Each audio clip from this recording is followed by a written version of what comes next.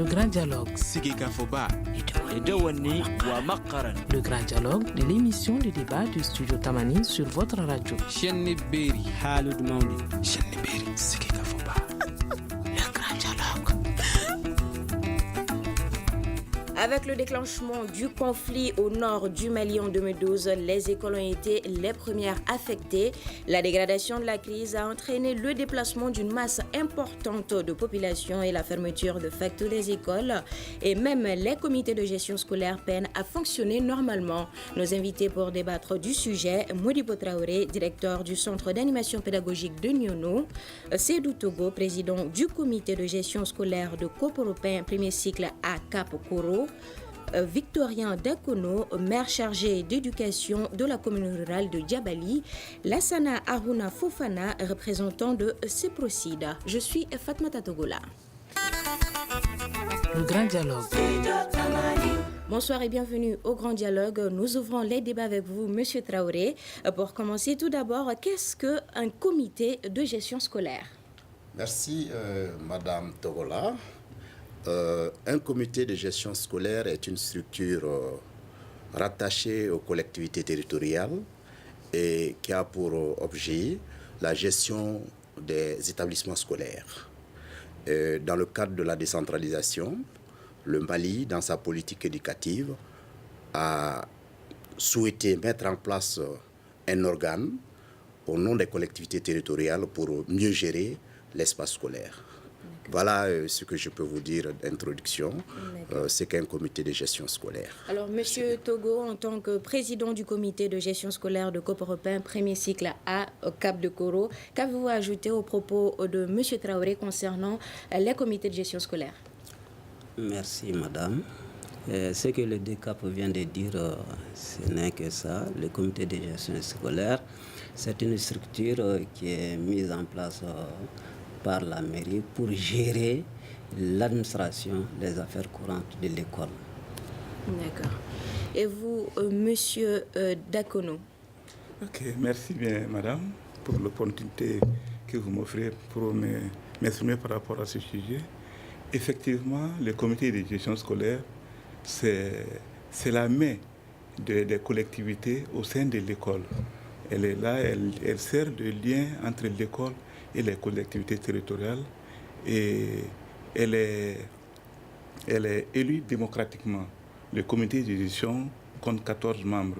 7 sont élus et 7 sont nommés au sein de structures qui tournent autour de l'école, c'est-à-dire enseignants, élèves, parents d'élèves, voilà, c'est ça. Merci. Alors, Monsieur Fofana, avez-vous quelque chose à ajouter aux propos de vos prédécesseurs? Bon, au risque de les répéter, je dirais tout simplement que c'est un outil de travail au maire des collectivités territoriales qui doit aussi à la fois servir de trait d'union entre l'administration scolaire, les communautés et la collectivité. D'accord. Alors, Monsieur Togo, est-ce que vous pouvez nous parler un peu de la différence entre l'association des parents d'élèves et le comité de gestion scolaire? Merci, madame.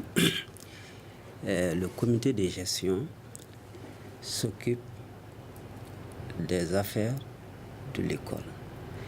La mise en place, toutes les démarches inhérentes à l'école, le comité de gestion s'est chargé de ça. La mobilisation, la surveillance, le recrutement, le gardiennage, etc. Bon, donc, au sein du comité de gestion, il y a aussi les appuis des parents d'élèves, il y a aussi la mairie. Donc, tous ensemble travaillent sur le bon fonctionnement de l'école. D'accord. Oui, Monsieur Fofana, vous voulez réagir? Non, je ne voulais pas réagir par rapport à cette question. Oui. Mais de mon point de vue, je me dis, j'assimile un peu l'association des parents d'élèves comme la communauté, c'est-à-dire la communauté qui est là, les parents d'élèves, puisque les parents d'élèves font partie intégrante de la communauté, donc je l'assimile à la communauté. Ça, c'est de mon point de vue. Ok. Oui, Monsieur Traoré. C'est très bien. Effectivement, comme on l'a dit, le comité de gestion est un organe des collectivités territoriales. qui a les mêmes attributions que les collectivités vis-à-vis de l'éducation. L'État a transféré des compétences par rapport à la gestion de l'école. Et au nom des collectivités et au niveau de chaque école, c'est le comité de gestion qui joue ce rôle.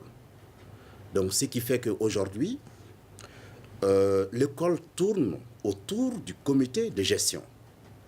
Si cela fonctionne très bien, ça va de la santé de l'école. Mais si les comités de gestion, on ne le souhaite pas, n'arrivent pas à fonctionner comme on attend d'eux, à travers la décentralisation, les choses n'iront pas bien. Donc c'est pourquoi aujourd'hui, on doit être regardant par rapport à cette structure-là. La différence est que l'autre, le comité de gestion est un organe des collectivités qui a, par rapport aux compétences transférées, les mêmes attributions que les collectivités de rattachement vis-à-vis de l'école. Quant aux associations des parents d'élèves, alors c'est des structures qui ont un rôle au sein de la communauté de mobiliser la communauté vers l'école et vient en appui au comité de gestion au niveau de l'école à travers la mobilisation de la communauté. Donc, c'est un maillon important, mais c'est une association qui prend source au niveau de la communauté seule. Mais l'autre, ce n'est pas seulement la communauté, il y a la communauté et la structure école elle-même au sein de cet organe-là. Donc voilà pourquoi il ne faudrait pas les confondre. Le comité de gestion a en son sein l'association des parents d'élèves. D'accord. Voilà. Et vous, Monsieur Dakono, vous faites partie de quelle structuration dans tout ça? Nous, c'est la collectivité. Okay. Donc nous travaillons en collaboration avec le CGS, qui est le comité de gestion scolaire. D'accord. Voilà. Et est-ce que vous pouvez nous parler un peu de votre rôle? Oui, l'éducation en monde décentralisé, l'école est revenue aux collectivités. À ce titre, j'allais dire que l'école appartient aux collectivités. Maintenant, en tant que structure, la collectivité, elle veille au bon fonctionnement du CGS afin que vraiment le travail qui lui est assigné puisse aller correctement et dans l'intérêt des enfants qui sont là. D'accord. Voilà, c'est ça. Oui. Alors, M. Traoré, oui. Bon, c'est bien effectivement ça. Comme je le dis, le maire et ses conseillers ne peuvent pas être dans toutes les écoles. En même temps, être dans tous les centres de santé communautaires. En même temps, tous les services de développement aujourd'hui en mode décentralisé relèvent des collectivités, le maire et ses conseillers.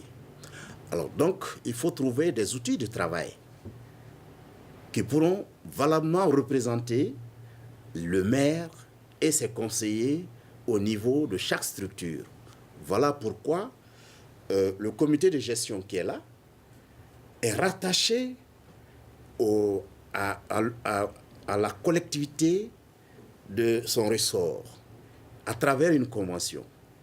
Et là, cela amène à faire ressortir des aspects dans la collaboration entre le comité de gestion et la mairie. Mais quelle est cette convention-là?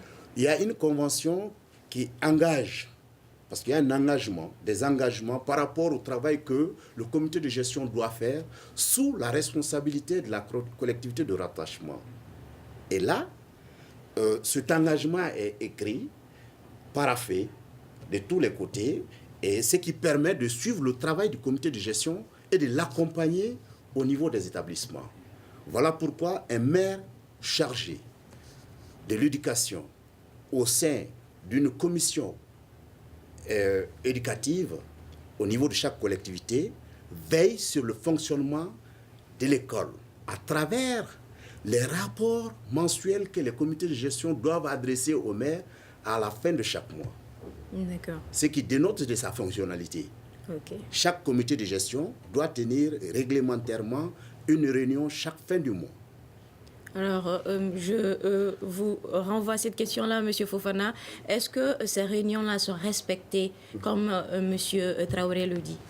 Effectivement, ces réunions-là sont respectées parce que ça fait partie des éléments de fonctionnalité d'un comité de gestion. Et suivant l'arrêté 370, si je ne m'abuse, M. Traoré, si je ne m'abuse, suivant l'arrêté 370 qui détermine la création, qui fixe les conditions de création des comités de gestion scolaire, vous voyez qu'il y a tous ces éléments-là qui figurent, certains éléments qui figurent là-dedans, dont le problème de convention, renouvellement, les plans d'action, les projets d'école, qui font partie de ces éléments-là. Même le fait de rendre compte et puis la tenue de réunions régulières, qui font partie des éléments de fonctionnalité des comités de gestion. Un comité de gestion qui ne remplit pas toutes ces conditions, toutes ces conditions, n'est pas assimilé à un comité de gestion fonctionnel. Et comme on vous l'a dit tantôt, que c'est un outil, le comité de gestion est un outil de travail pour les collectivités territoriales, ça fait partie de l'éducation aussi bien que l'hydraulique, la santé, font partie des premières compétences transférées aux collectivités territoriales dans le cadre de la décentralisation. D'accord. Alors, Monsieur Togo, selon vous, quelles sont les zones concernées par les CGS, mis à part votre localité? Les autres zones concernées par les comités de gestion scolaire? Ou bien c'est partout sur l'étendue du territoire maintenant? C'est partout sur toute l'étendue du territoire. C'est partout? C'est partout. Mais est-ce que vous avez une idée du fonctionnement des autres comités de gestion, vu que vous devez avoir des réunions, des rapports ensemble? Bien, on dit que la fonctionnalité d'un comité de gestion, ça se lie par rapport à ces réunions, qu'elles soient mensuelles ou bien extraordinaires. Tant qu'il n'y a pas ça, le comité de gestion ne vit même pas. Parce que les informations de la base ne partent pas aux collectivités territoriales et de nulle part. Donc, tant qu'il n'y a pas de réunion, il n'y a pas de comité de gestion. Et en ce qui concerne les autres zones, est-ce que vous êtes en étroite collaboration avec d'autres comités de gestion d'autres localités? Dans nos zones, on essaie, il y a toujours des réunions au niveau du CAP qui réunit tous les présidents du comité de gestion ou bien leurs représentants pour des réunions. Donc c'est là où on véhicule les informations. D'accord. Alors, M. Traoré, quels ont été les effets de la crise sur la fonctionnalité des CGS sur la fonctionnalité des CGS? Des CGS. Merci bien. Alors donc, la crise sécuritaire que notre pays a connue et dont les effets collatéraux continuent, alors n'a pas affecté seulement que les comités de gestion. Cette crise, on peut dire que les communautés qui sont dans ces zones affectées ont été perturbées dans leur quiétude, ce qui a amené effectivement des mouvements d'individus, ce qui a aussi freiné les initiatives des uns et des autres. Ça, c'est dans l'ensemble. Alors, en ce qui concerne l'école, certaines écoles ont été jusqu'à la fermeture. Alors, lorsque l'école est fermée, le comité de gestion, on ne peut plus parler de sa fonctionnalité. Par contre, d'autres sont restées ouvertes, mais compte tenu de la perturbation au niveau de la société, certains membres se sont déplacés, ce qui fait appel à un remembrement du comité de gestion. D'autres, par contre, sont restés sur place, mais compte tenu de la menace qui persiste, alors ne pouvaient plus aller vers des rencontres, parce que les regroupements faisaient peur. Donc, on peut dire que, quelque part, la crise a affecté totalement certaines écoles où on ne pourra plus parler de comité de gestion, mais par contre d'autres qui fonctionnaient avaient un besoin d'accompagnement pour repositionner cette structure-là dont la santé va de la santé de l'école. Donc on peut dire que dans nos zones affectées, la majeure partie des comités de gestion avaient un besoin d'accompagnement pour aller vers une meilleure gestion. Donc voilà ce que je peux vous dire en la matière. D'accord. Et vous, Monsieur Dacona, avez-vous une idée sur combien de CGS sont survécu à la crise? De ma commune, je peux dire de ma commune. Oui, allez-y. Je parle bien de ma commune. De ma commune, j'allais dire c'est les écoles qui sont axées autour des grands villages qui ont un peu survécu. Sinon, les écoles qui sont en zone exondée là, et ils sont carrément partis. Ils ont été... Ces CGS là vraiment n'existaient plus. Bon. Et même au sein des gros villages là, où nous avons 2 ou 3 écoles, et il se trouve qu'il y a une méfiance totale qui s'est installée au sein de la population, alors au sein même des membres des comités de gestion. Si bien que le travail était pratiquement... il n'y avait plus de travail, hein, parce qu'il n'y avait plus de réunions, et il n'y a plus de comptes rendus. Alors vous voyez, donc quelque part, alors le travail était carrément arrêté. Et le lien aussi entre les CGS et les collectivités, ce lien-là aussi a été rompu. Parce que tant qu'il n'y a pas de réunion, il n'y a pas de... Donc finalement, c'est ça. Oui. Okay. Alors, oui, allez-y, M. Fofana. Par rapport à votre question, sur l'ensemble des 5 régions couvertes par le projet ESA, il y avait 2388 comités de gestion fonctionnels avant la crise. Avant la crise, 2388 comités de gestion fonctionnels. Et actuellement? Et les 1730 ont été victimes de la crise et 905 ont survécu à la crise. Pour répondre à... Et qu'est-ce qui fait que ces 900 là ont survécu et les 1000 n'ont pas survécu? Bon, parce que déjà, les gens ne sont pas restés passifs. Hein. Les communautés, en termes de collaboration entre les comités de gestion et les partenaires traditionnels, c'est-à-dire les communautés, les collectivités territoriales, les services déconcentrés. Donc, il y a eu une concertation, une synergie d'action entre ces différents acteurs qui a permis vraiment de développer des stratégies et d'être résilient par rapport à cette situation. Parce qu'ensemble, quand vous cogitez, vous êtes impliqués, chacun se sent responsable. Donc à partir de là, maintenant, ils ont développé des stratégies pour pouvoir faire face pour survivre. Voilà. Ah oui. Voilà. Alors, M. Togo, votre comité fait bien partie des 900 qui ont survécu? Oui. Et quels ont été les défis auxquels vous avez eu à faire face? Ok. D'abord, la crise sur la fonctionnalité du comité de gestion, ça a amené des arrêts dans le fonctionnement même du comité de gestion. La mobilisation était quasiment nulle. Les partenaires, certains partenaires sont partis, les AG ne se faisaient plus. Les gens étaient méfiants. Bon, il y avait beaucoup de trucs, donc rien ne fonctionnait presque dans les zones où la crise était carrément affectée.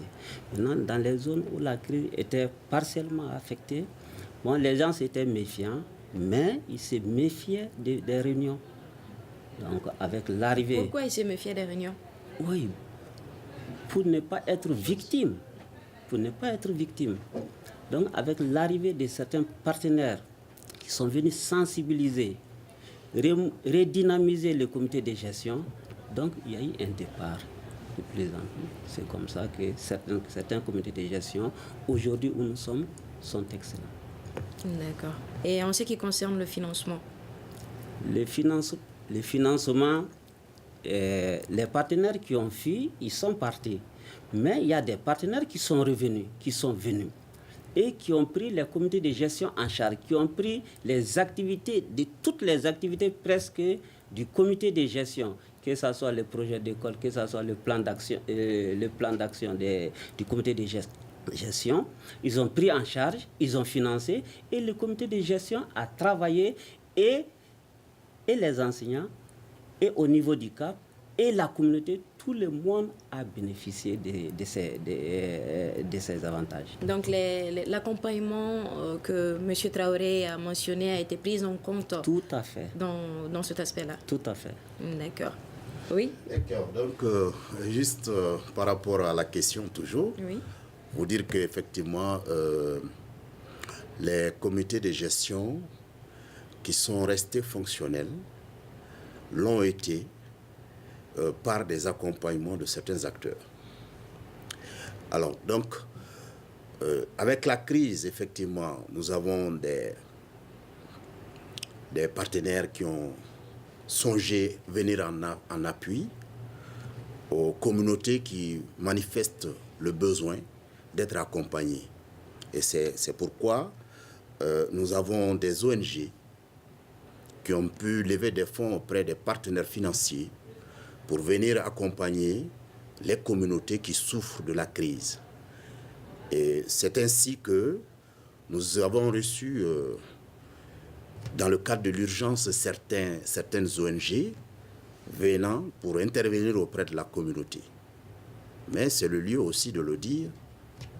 J'aimerais, partout où j'aurai l'occasion, de le dire qu'il y en a parmi ces ONG qui, effectivement, ont fait semblant d'aller vers l'urgence.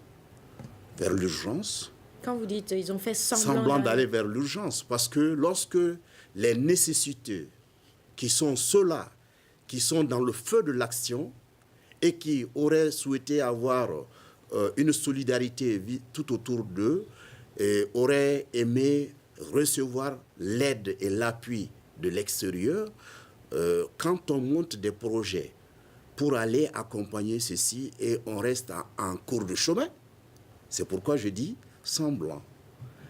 Alors, je dis, c'est le lieu de le dire parce que parmi ces ONG, certaines, par contre, ont pu aider les nécessiteux.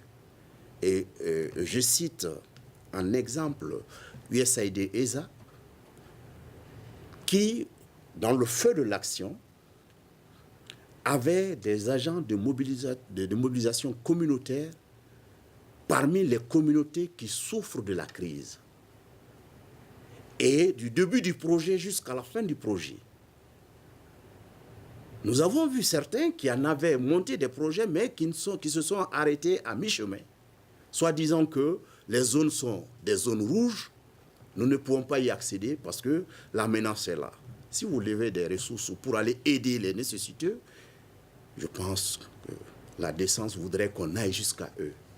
Et là, c'est pourquoi je profite de cette rencontre-là pour pouvoir dire que réellement, nous tirons le chapeau à l'USAID ESA par rapport à cet engagement qui les a amenés jusqu'auprès de la communauté, parmi les communautés, et les apporter ce dont ils auront besoin. Donc, pour dire que les comités de gestion qui ont survécu et qui aujourd'hui sont fonctionnels à merveille, l'ont été avec l'accompagnement de USAID ESA dans nos zones affectées et nos zones en crise. Donc, ils ont d'abord aidé les collectivités au renouvellement des comités qui étaient en fin de mandat et à installer des comités là où il n'y en avait pas. Donc, c'est dire que, quelque part, ce travail que les collectivités devraient faire a pu avoir un appui en venant de ce projet-là pour aller installer et mettre en place des comités de gestion. D'accord. Voilà, donc je voudrais tout juste, parce que c'est très important de le dire, parce qu'un comité de gestion, effectivement, comme on l'a dit à l'introduction, lorsque la mise en place a lieu, c'est de façon démocratique. Les 14 membres, parmi les 14 membres, il y a 7 membres qui sont élus, comme les conseillers communaux, eux aussi, ils sont élus de la même manière. Alors donc, à partir de l'élection, lorsqu'on dégage les 7 membres élus, on ajoute à ces 7 membres des membres de droit. Ils sont aussi au nombre de 7. Et ces 7 membres de droit, il y a le directeur de l'école, il y a le représentant des enseignants, il y a le représentant des élèves, il y a l'APE qui est représenté, il y a la société civile qui est aussi représentée. Mais là, on demande qu'il faut tenir compte de l'équité genre. D'accord. Voilà. Alors, Monsieur Fofana, les aspects exposés par Monsieur Traoré tout de suite, quelle est la réalité sur le terrain? Bon, la réalité sur le terrain, comme il vient de le dire, c'est vraiment la réalité. Ce dont il vient de parler, ça c'est réellement, ça c'est la réalité. Parce que déjà dans la démarche de ESA, du projet ESA, ce que moi je retiens fortement, c'est qu'il y a eu cette implication, l'implication des acteurs, de tous les acteurs concernés. Et les acteurs ont été fortement impliqués. Or, si l'implication elle est superficielle, la participation aussi devient superficielle. Donc vous avez vu, même l'accompagnement dont il a parlé, auquel il a fait allusion, cet accompagnement par les agents communautaires qui sont à côté des gens, qui ne sont pas devant, mais ils sont derrière et avec les gens. Donc ça, c'est des éléments qui ont contribué au succès dont on parle aujourd'hui. Les gens ont été formés sur leur rôle et responsabilité et ils s'assument. Ils se sont même appropriés l'école. Donc il y a ce truc d'appropriation, ils se sont appropriés l'école, en passant du président du comité de gestion jusqu'à tous les membres. Vous voyez qu'il y a une réelle appropriation grâce à l'accompagnement fait par le projet ESA et d'autres, en collaboration avec d'autres acteurs, bien sûr. D'accord. Alors, Monsieur Dakono, quel rapport entre les CGS, les communautés, les collectivités de tutelle et les services décentralisés du ministère de l'Éducation? Très bien, merci. Effectivement, c'est de très bon rapport. Comme je le disais, les CGS, c'est les bras des comités de gestion au sein de l'école. Donc, les CGS rendre compte aux collectivités et les autres structures de l'éducation, j'allais dire, c'est des partenaires techniques et ils supervisent la fonctionnalité et l'accompagnement pédagogique et tout ce qui s'en sort de cela. Mais la fonctionnalité des CGS, c'est avec les collectivités de l'État, les collectivités décentralisées, et maintenant qui rendent compte et à la structure technique qui est le CAP et c'est démembrement. D'accord. Voilà. Et vous, Monsieur Togo, votre réaction? Bon, le comité de gestion, vous savez, est issu de la communauté. Donc, il est issu de la communauté. Le comité de gestion, donc, tout ça c'est chapeauté par les collectivités territoriales. Donc le comité de gestion, de par son mandat, travaille, rend compte aux communautés, après rend compte aussi aux collectivités territoriales et aux structures déconcentrées. Donc, donc c'est une bonne collaboration entre les différentes structures, si je ne puisse me le permettre. Tout à fait. D'accord. Moi, je veux juste ajouter à ce niveau. Allez-y, Monsieur Fofana. Et que chacun s'assume.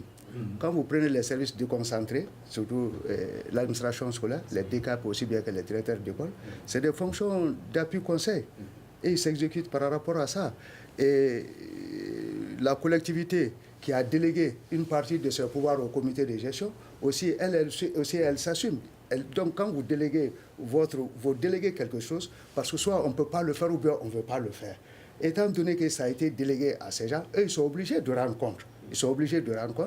Et la communauté dont ils sont issus, ces comités de gestion-là sont issus aussi. Donc, c'est au nom de ceci qu'ils parlent.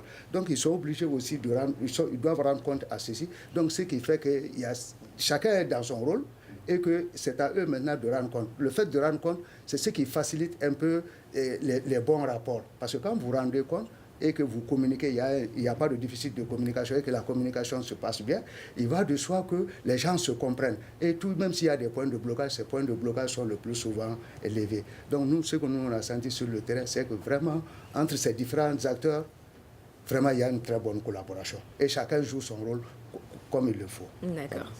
Oui, M. Dakono. Je voudrais un peu ajouter là. Ça, c'est la légitimité de ces comités de gestion-là.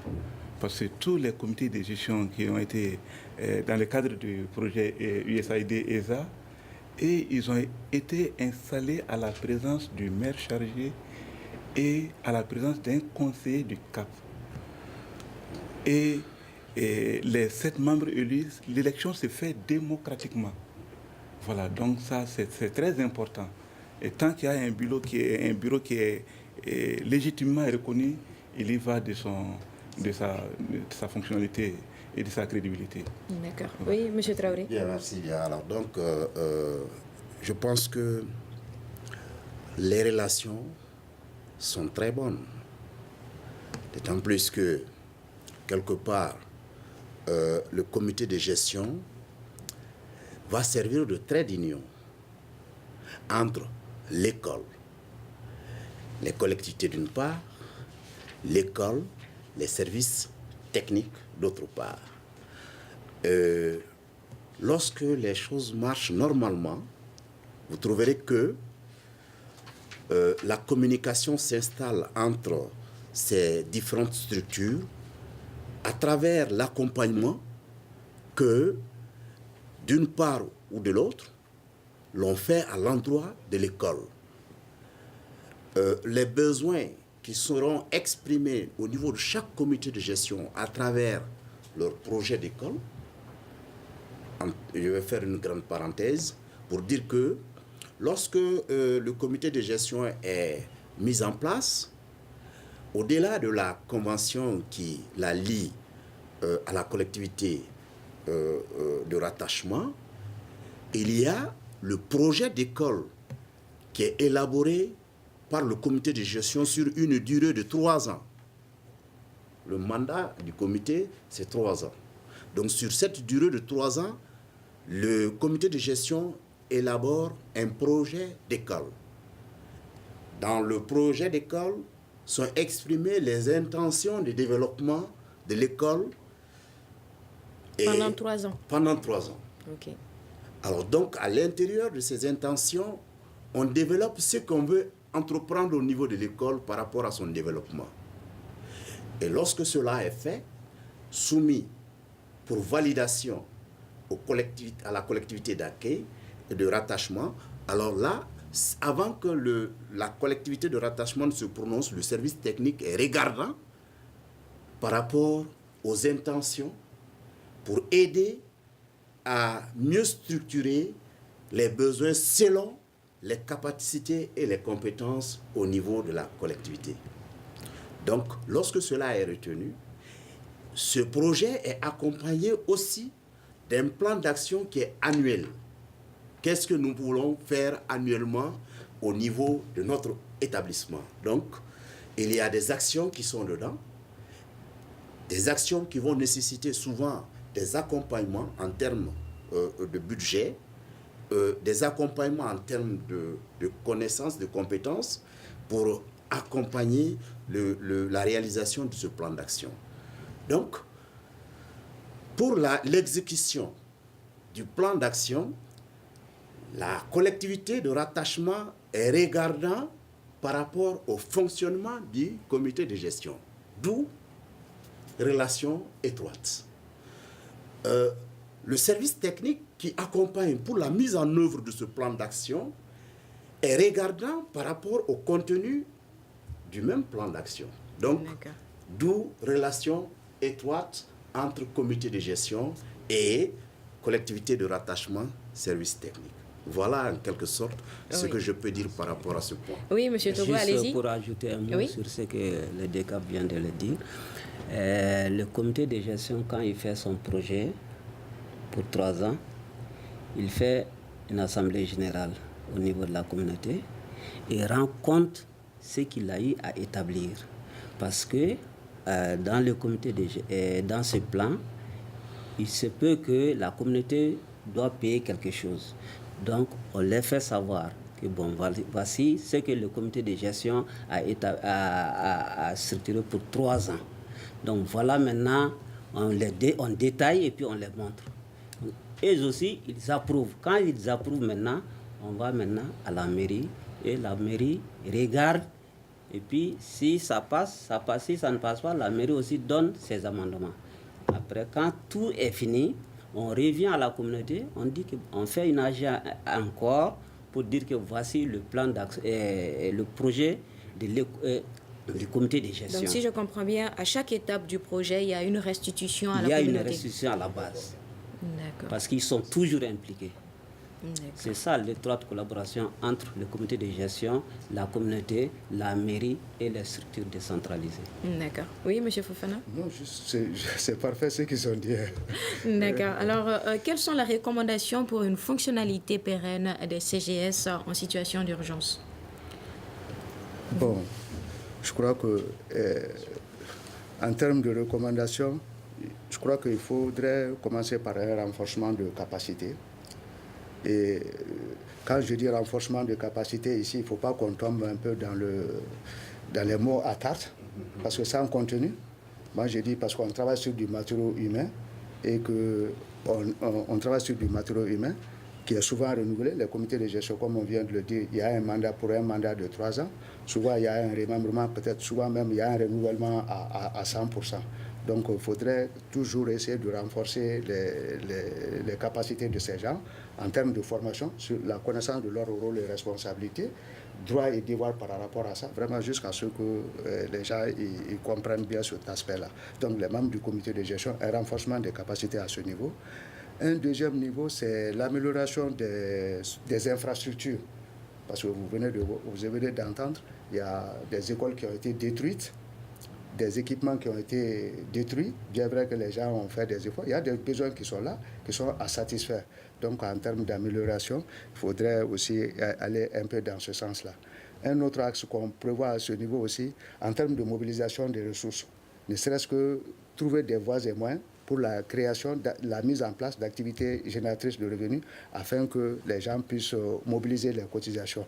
Parce que là, déjà, c'est vrai que le partenaire, il a beaucoup fait, mais l'idéal serait qu'à un certain moment, nous-mêmes, les comités de gestion, arrivent à s'approprier tout le processus quitte à la mobilisation. Parce que vous n'êtes pas sans savoir que la crise a affecté les gens, même au niveau de... Ça les a privés non seulement de déplacement, de liberté, il y a eu une privation de liberté, mais en termes même d'anéantissement des activités économiques, ça a joué sur ça, ce qui a un peu réduit en termes de mobilisation des structures. Et vous, M. Traoré?